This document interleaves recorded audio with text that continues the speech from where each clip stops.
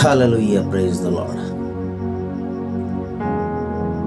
ମୋର ପ୍ରିୟ ଭାଇ ଓ ଭଉଣୀମାନେ ସମସ୍ତଙ୍କୁ ଯୀଶୁ ଖ୍ରୀଷ୍ଟଙ୍କ ନାମରେ ମୋ ତରଫରୁ ନମସ୍କାର ଏବଂ ପ୍ରେଜ୍ ଦ ଲର୍ଡ। ହାଲେଲୁୟା। ଆଜି ଗୋଟେ ବିଷୟ ମୁଁ ଆପଣମାନଙ୍କୁ କହିବାକୁ ଚାହୁଁଛି, ଯୋଉଟା ଆମେ ସମସ୍ତେ ଜାଣିଛୁ। ପରମେଶ୍ୱରଙ୍କ ରାଜ୍ୟକୁ ଯିବା ପାଇଁ ଆମେ କ'ଣ କରିବା? ଈଶ୍ୱରଙ୍କୁ ଦର୍ଶନ କରିବା ପାଇଁ ଆମେ କ'ଣ କରିବା? ପ୍ରଥମେ କିଏ ଈଶ୍ୱରଙ୍କର ଦର୍ଶନ କରିବ? କିଏ ଈଶ୍ୱରଙ୍କର ଦର୍ଶନ କରିବ? କେମିତିକିଆ ମଣିଷ କିମ୍ବା କେମିତି ମଣିଷ ଯିଏକି ଈଶ୍ୱରଙ୍କର ଦର୍ଶନ କରିବ? ଈଶ୍ୱର ଆମମାନଙ୍କୁ ପ୍ରେମ କରନ୍ତି, ସେ ଆମମାନଙ୍କୁ ସବୁ କିଛି ଦେଇଅଛନ୍ତି।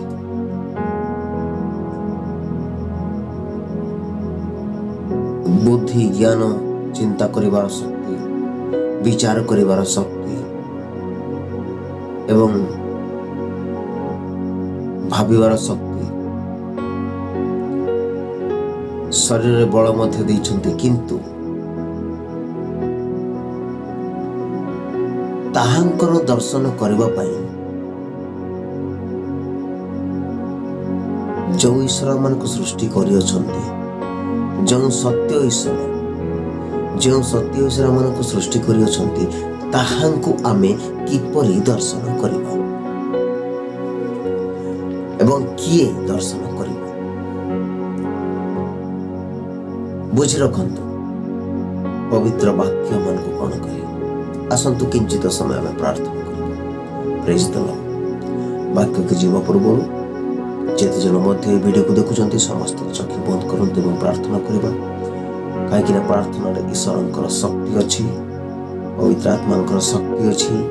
ଆଉ ଆମମାନଙ୍କର ପ୍ରାର୍ଥନା ପିତା ଶୁଣନ୍ତୁ। ଆସନ୍ତୁ। ପବିତ୍ର ପରମେଶ୍ୱର, ତୁମର ଧନ୍ୟବାଦ କରୁଛୁ, ତୁମର ଗୌରବ କରୁଛୁ। ତୁମେ ଅନାଦି ଅନନ୍ତକାଳୀନ ପିତା, ସର୍ବଶକ୍ତିମାନ ପରମେଶ୍ୱର। ଆଜି ଏହି ରାତ୍ର ସମୟରେ ପିତା ପ୍ରଭୁ, ମୁଁ ତୁମର ସେହି ପବିତ୍ର ବାକ୍ୟକୁ ଧରି ପିତା ପ୍ରଭୁ କିଛି ସମୟ ବସିଛି। ରାଜା, ତୁମେ ଜାଣୁଅଛ, ତୁମେ ପିତା ପ୍ରଭୁ, ତୁମେ ସ୍ତୁତି ବନ୍ଦନା ପାଇବା ଏକମାତ୍ର ପରମେଶ୍ୱର। ତୁମେ ସର୍ବଶକ୍ତିମାନ ପିତା। ମୁଁ ନୁହେଁ ପିତା ପ୍ରଭୁ, କେବଳ ତୁମର ସେହି ପବିତ୍ର ବାକ୍ୟ ଦ୍ୱାରା ତୁମେ କଢ଼େଇ ନିଅ ବୋଲି ନିବେଦନ କରୁଛି। ଧନ୍ୟବାଦ ପିତା। ଯେଉଁମାନେ ମଧ୍ୟ ଭିଡ଼ିଓକୁ ଦେଖୁଛନ୍ତି ପିତା ପ୍ରଭୁ, ସେ ସମସ୍ତଙ୍କୁ ତୁମେ ଆଶୀର୍ବାଦ କର ଏବଂ ବାକ୍ୟ ଯେପରି ସେମାନେ ବୁଝିପାରିବେ ପିତା ପ୍ରଭୁ, ସେମାନଙ୍କୁ ବୁଦ୍ଧି ଜ୍ଞାନରେ ପରିପୂର୍ଣ୍ଣ କର। ସମସ୍ତ ଆଦର ମୁଁ ତୁମକୁ ଦେଇ ଛୋଟିଆ ନିବେଦନ ଯୀଶୁ ଖ୍ରୀଷ୍ଟଙ୍କର ନାମରେ, ଆମେନ୍। Praise the Lord. Thank you ସମସ୍ତଙ୍କୁ ମୋର ଆଉ ଥରେ ନମସ୍କାର। ଆସନ୍ତୁ ଗୋଟେ ବାକ୍ୟ ପଢ଼ିବା। ମାଥ୍ୟୁ ଲିଖିତ ସୁସମାଚାର 5 ଅଧ୍ୟାୟ ତାର 8 ପଦ। ମାଥ୍ୟୁ ଲିଖିତ ସୁସମାଚାର 5 ଅଧ୍ୟାୟ ତାର 8 ପଦ। ଆଉ ଥରେ କହିଦେଉଛି, ମାଥ୍ୟୁ ଲିଖିତ ସୁସମାଚାର 5 ଅଧ୍ୟାୟ ତାର 8 ପଦ ପଢ଼ିବା। ଯଦି ଆପଣମାନଙ୍କ ପାଖରେ ବାଇବଲ ଅଛି କାଢ଼ନ୍ତୁ ଏବଂ ମୋ ସହିତ ପଢ଼ନ୍ତୁ। ଏଠାରେ ଏପରି ଲେଖା ଅଛି, ଶୁଦ୍ଧ ଚିତ୍ତ ଲୋକ ଧନ୍ୟ, କାରଣ ସେମାନେ ଈଶ୍ୱରଙ୍କ ଦର୍ଶନ ପାଇବେ। ଆଉ ଥରେ ପଢ଼ି ଦେଉଛି, ଶୁଦ୍ଧ ଚିତ୍ତ ଲୋକ ଧନ୍ୟ, କାରଣ ସେମାନେ ଈଶ୍ୱରଙ୍କର ଦର୍ଶନ ପାଇବେ। ବାକ୍ୟକୁ ବୁଝିବା ପାଇଁ ଚେଷ୍ଟା କରନ୍ତୁ। ଶୁଦ୍ଧ ଚିତ୍ତ ଲୋକ ଧନ୍ୟ, କାରଣ ସେମାନେ ଈଶ୍ୱରଙ୍କ ଦର୍ଶନ ପାଇବେ। ହାଲେଲୁୟା, ପ୍ରେଜ୍ ଦ ଲର୍ଡ। ଛୋଟିଆ ବାକ୍ୟ କିନ୍ତୁ ମୂଲ୍ୟବାନ ବାକ୍ୟ। ପ୍ରେଜ୍ ଦ ଲର୍ଡ।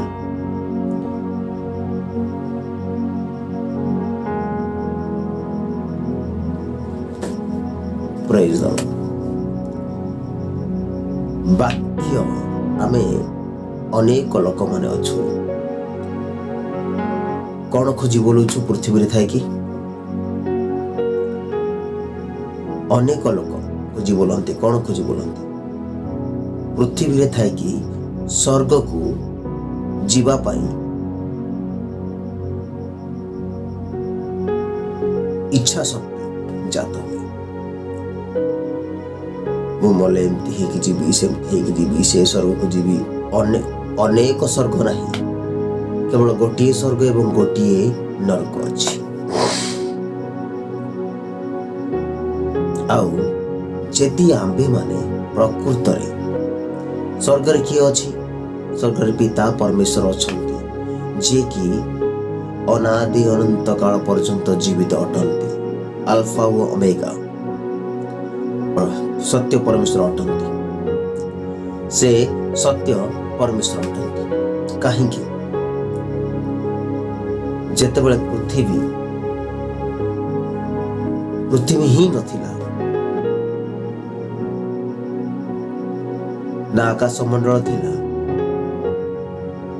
ନା ପୃଥିବୀ ଥିଲା, ଅନାଦି କାଳରୁ, ଅନାଦି ମାନେ ଆଦ୍ୟରୁ ବି ଅନାଦି କାଳ ପୂର୍ବରୁ କିଛି ନଥିଲା, କିନ୍ତୁ ପରମେଶ୍ୱର ସୃଷ୍ଟି କଲେ। ଯଦି ଆପଣ ସୃଷ୍ଟିକୁ ବୁଝିବାକୁ ଚାହାନ୍ତି ତାହେଲେ ଆଦି ପୁସ୍ତକକୁ ପଢ଼ନ୍ତୁ, ବାରବାର ଆଦି ପୁସ୍ତକ ପଢ଼ନ୍ତୁ, ବାରମ୍ବାର ପଢ଼ନ୍ତୁ, ବୁଝିଯିବେ। କୌଣସି ଇତିହାସ ପଢ଼ିବା ଆବଶ୍ୟକ ନୁହେଁ। ବାଇବଲ ପଢ଼ନ୍ତୁ, ପବିତ୍ର ବାଇବଲ, ଯୋଉଟାକି ଆମମାନଙ୍କୁ ପରମେଶ୍ୱର ଦେଇଅଛନ୍ତି। ସେ ବାଇବଲ ଆମମାନଙ୍କୁ ଶିକ୍ଷା ଦେବ, ସେ ବାଇବଲ ଆମମାନଙ୍କୁ କହିବ ଆଦ୍ୟରେ କ'ଣ ହେଲା, କେମିତି ପୃଥିବୀ ସୃଷ୍ଟି ହେଲା, କେମିତି କ'ଣ ହେଲା, କେମିତି ପ୍ରଭୁ ଯୀଶୁ ଖ୍ରୀଷ୍ଟ ଆସିଲେ, କେମିତି ମଣିଷ ବିତାଡ଼ିତ ହେଲା, କେମିତି ଆଦମକୁ ସୃଷ୍ଟି କରାଗଲା, କେମିତି ହବାଙ୍କୁ ସୃଷ୍ଟି କରାଗଲା। କିନ୍ତୁ ଆମର ବାକ୍ୟ, ଆମେ ଈଶ୍ୱରଙ୍କୁ ଦେଖିବା ପାଇଁ କ'ଣ କରିବା ଆବଶ୍ୟକ? ଦେଖନ୍ତୁ ଆଉ ଗୋଟେ ବାକ୍ୟ, ସେଇ ମାଥ୍ୟୁ ଚାପ୍ଟର 5 ଅଧ୍ୟାୟ ତାର 48 ପଦ ପଢ଼ନ୍ତୁ। ହାଲେଲୁୟା। ଅତଏବ ତୁମମାନଙ୍କ ସ୍ୱର୍ଗସ୍ଥ ପିତା ଯେପରି ସିଦ୍ଧ, ତୁମେମାନେ ମଧ୍ୟ ସେହିପରି ସିଦ୍ଧ ହୁଅ। ହାଲେଲୁୟା। ବୁଝିପାରୁଛନ୍ତି? ଏ ବାକ୍ୟ ଆମମାନଙ୍କୁ କ'ଣ କହେ ବୁଝିପାରୁଛନ୍ତି? ଆମମାନେ ସବୁବେଳେ ବାକ୍ୟ ପଢ଼ିଥାଉ, କିନ୍ତୁ ବାକ୍ୟ ପ୍ରକୃତରେ ଆମମାନଙ୍କୁ କ'ଣ କହେ? ତୁମ୍ଭେମାନେ ସିଦ୍ଧ ହୁଅ ଯେପରି ତୁମମାନଙ୍କର ସ୍ୱର୍ଗସ୍ଥ ପିତା ସିଦ୍ଧ ଅଟନ୍ତି। ଯେ ପର୍ଯ୍ୟନ୍ତ ଆମ୍ଭେମାନେ ସିଦ୍ଧ ହେଇନାହୁଁ, ସେ ପର୍ଯ୍ୟନ୍ତ ଆମେ କ'ଣ କରିନାହୁଁ? ପିତାଙ୍କୁ ଦର୍ଶନ କରିବା ପାଇଁ ଯୋଗ୍ୟ ନାହୁଁ। ଯେ ପର୍ଯ୍ୟନ୍ତ ଆମ୍ଭେମାନେ ସିଦ୍ଧ ହେଇପାରିବା ନାହିଁ, ସେ ପର୍ଯ୍ୟନ୍ତ ଆମେ ପିତାଙ୍କୁ ଦର୍ଶନ କରିପାରିବା ନାହିଁ। ହାଲେଲୁୟା। ପରମେଶ୍ୱର ମାନଙ୍କୁ କ'ଣ ବାକ୍ୟ ଦେଇଛନ୍ତି, ଆଉ ସେ ବାକ୍ୟ ଦ୍ୱାରା ଆମମାନଙ୍କୁ କହିଛନ୍ତି ତୁମ୍ଭେମାନେ ସିଦ୍ଧ ହୁଅ ଯେପରି ତୁମମାନଙ୍କର ସ୍ୱର୍ଗସ୍ଥ ପିତା ସିଦ୍ଧ ଅଟନ୍ତି। ହାଲେଲୁୟା। ଦେଖନ୍ତୁ ଏଠି ବି ଲେଖା ହେଇଛି, ଗୋଟେ କଥା ଲେଖା ହେଇଛି। କ'ଣ ଲେଖା ହେଇଛି ଦେଖ, ଭଲରେ ପଢ଼ନ୍ତୁ। ଶୁଦ୍ଧ ଚିତ୍ତ ଲୋକେ ଧନ୍ୟ। ଲୋକ ବି ନୁହଁ, ଲୋକେ। ଦେଖନ୍ତୁ ଏଇ ବାକ୍ୟକୁ ପଢ଼ନ୍ତୁ। ଶୁଦ୍ଧ ଚିତ୍ତ ଲୋକେ ଧନ୍ୟ, କାରଣ ସେମାନେ ଈଶ୍ୱରଙ୍କର ଦର୍ଶନ ପାଇବେ। ମାନେ ଲୋକେ, ଲୋକ ଏଇଟା ଜଣକୁ ଦର୍ଶେଇକି କୁହାହେଇନି, ଏଇଟା ଲୋକେ ମାନେ ଅନେକ ଲୋକେ। ଶୁଦ୍ଧ ଚିତ୍ତ ଲୋକେ ଧନ୍ୟ, କାରଣ ସେମାନେ ଈଶ୍ୱରଙ୍କର ଦର୍ଶନ ପାଇବେ। ଯିଏ ସିଦ୍ଧ ହେଇଗଲା ତାହା ପାଇଁ ସ୍ୱର୍ଗରାଜ୍ୟ ଖୋଲା, ତାହା ପାଇଁ ସ୍ୱର୍ଗରାଜ୍ୟ ଖୋଲା ହେଇଗଲା। झील सिद्ध है नहीं ताहापाई नरकर ज्वाला। हालेलुया। परमेश्वर मन सिद्ध केमिति हेबा आमे प्रकृत में आमे सिद्ध केमिति हेबा ए विषयटा आमे पाई परिबा एफेसियो 5 पर्व तार 1 एवं 2। हालेलुया। पढ़ंतु एफेसियो 5 पर्व 1-2। अतएव प्रिय संतान मानक परि ईश्वरଙ୍କ अनुकारी हुआ।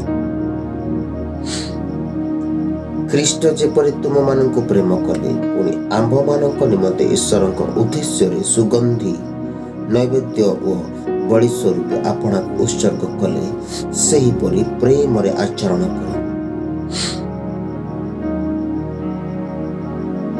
कहापरि ईश्वरଙ୍କର अनुकारी हेबा। ईश्वरଙ୍କର वाक्य को पढ़िबा, ईश्वरଙ୍କର कथा को शिखिबा, ईश्वरଙ୍କର वाक्य को मस्तिष्क रे मन रखिबा। ईश्वरଙ୍କର वाक्य आम पाई स्वर्ग राज्य अटे। ईश्वरଙ୍କର वाक्य आम पाई जीवन अटे। ईश्वरଙ୍କର वाक्य आम निमंते स्वर्ग राज्य। आमे एही वाक्य को पढ़ी सिद्ध हेबा काहेकि ना एही वाक्य रे आंब मानक सदा प्रभु कहि अछंती मु तुम मानक जे वाक्य देई अछि तुमे से वाक्य रे परित्राण पाइबो। सिद्ध हेबा पई आम मानकु ईश्वरଙ୍କର वाक्य पढ़िबाक पड़िबो। सिद्ध हेबा पई आम मानकु ईश्वरଙ୍କର गुण आपणैबाकू पड़िबो। माने ईश्वरଙ୍କର गुण आपणैबाकू पड़िबो।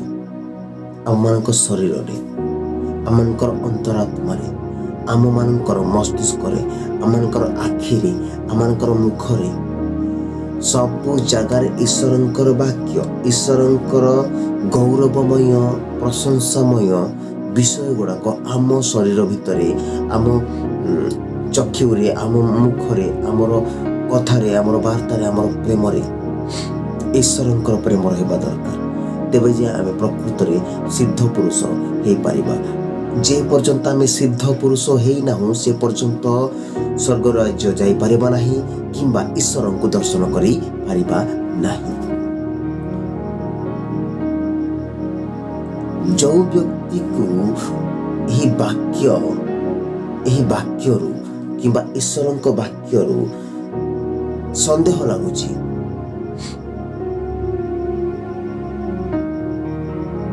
कमेंट रे मते जणांतु। कमेंट रे जणांतु जे कौन विषय मते पचारंतु।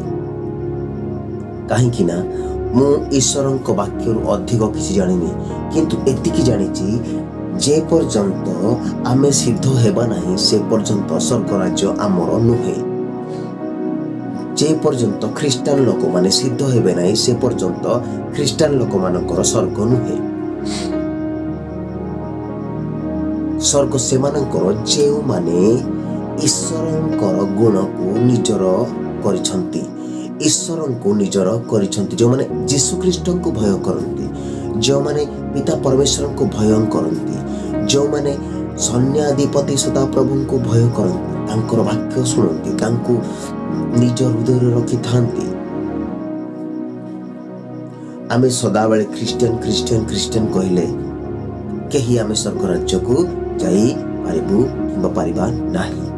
काहेकि ना ईश्वरଙ୍କର वाक्य आंभ मानकु कहे नाही।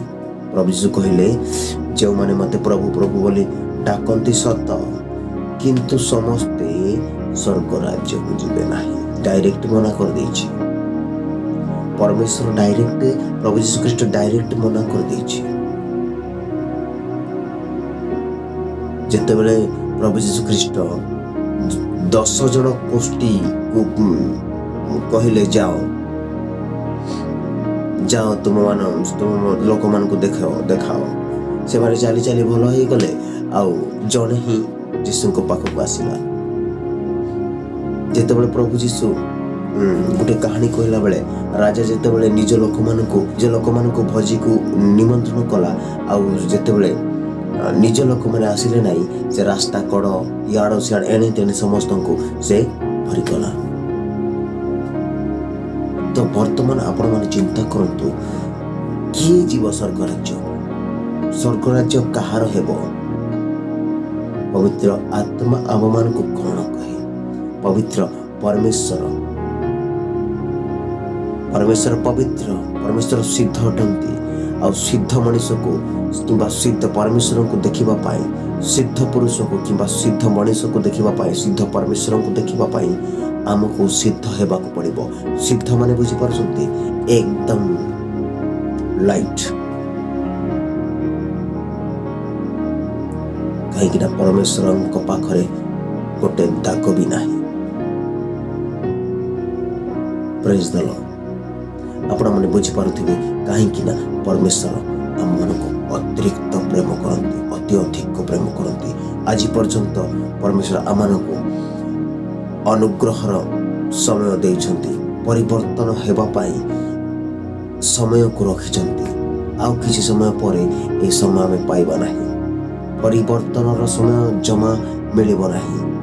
এই ବାଇବଲକୁ ଖୋଜିଲେ ମଧ୍ୟ ପାଇବ ନାହିଁ। କାହିଁକି ନା ଏମିତିକିଆ ଯୁଗ ଆସିଲାଣି, ଏମିତିକିଆ ଡିଜିଟାଲ ଦୁନିଆ ଆସିଲାଣି। କେହି ଆଜିକାଲି ବାଇବଲକୁ ଦେଖୁନାହାନ୍ତି, ସମସ୍ତେ laptop, computer, mobile, every people. କିନ୍ତୁ ପରମେଶ୍ୱର ଆମମାନଙ୍କୁ ଯେଉଁ ଶିକ୍ଷା ଦେଇଛନ୍ତି, এই ବାଇବଲ ହେଉଛି ଆମମାନଙ୍କର ଗୋଟେ ଜୀବନ। এই ବାଇବଲରେ ଯେଉଁ ବାକ୍ୟ ଅଛି, ଯୀଶୁଙ୍କର ବାକ୍ୟ ଅଛି, ପରମେଶ୍ୱର ପିତାଙ୍କର ବାକ୍ୟ ଅଛି, ପବିତ୍ର ଆତ୍ମାଙ୍କର ଶାନ୍ତି ଅଛି। ପ୍ରେଜ୍ ଦ ଲର୍ଡ।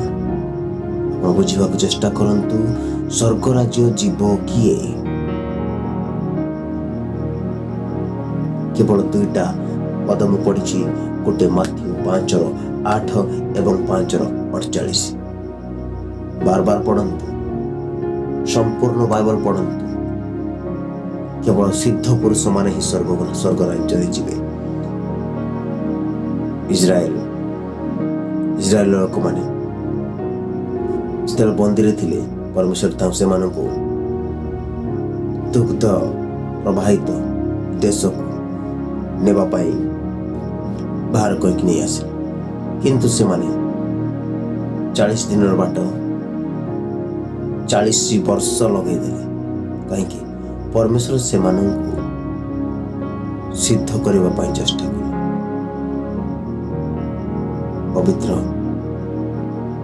ପରମେଶ୍ୱର ଆମମାନଙ୍କୁ କେବେ ଭୁଲନ୍ତି ନାହିଁ କିମ୍ବା ଭୁଲିବେ ନାହିଁ। କାହିଁକିନା ପରମେଶ୍ୱର ଆମମାନଙ୍କୁ ପ୍ରେମ କରନ୍ତି। ବିଶ୍ୱାସ କର, ସିଦ୍ଧ ହେବା ପାଇଁ ଆମମାନଙ୍କୁ ପଡ଼ିବ। ପ୍ରେଜ୍ ଦ ଲର୍ଡ। এই ଛୋଟିଆ ବାକ୍ୟରେ ସମସ୍ତଙ୍କୁ ମୋର ନମସ୍କାର। ଯଦି ଆପଣମାନଙ୍କୁ ବୁଝା ପଡ଼ିଲା ନାହିଁ, ଆପଣମାନେ ମୋତେ କମେଣ୍ଟରେ ବତାନ୍ତୁ ଆଉ ମୁଁ ସେ କମେଣ୍ଟର ଉତ୍ତର ଦେବି। ପୁଣି ଆହୁରି ଅଧିକ ଭିଡ଼ିଓ ବନେଇବା ପାଇଁ ମୋତେ ସାହାଯ୍ୟ କରନ୍ତୁ, ପ୍ରାର୍ଥନା କରନ୍ତୁ। ପବିତ୍ର ଆତ୍ମା ମାନଙ୍କୁ ନିହାତି କଥା କହିବ, ଆପଣମାନଙ୍କୁ ମଧ୍ୟ କଥା କହିବ। Praise the Lord. In the name of Jesus. Amen. Praise the Lord.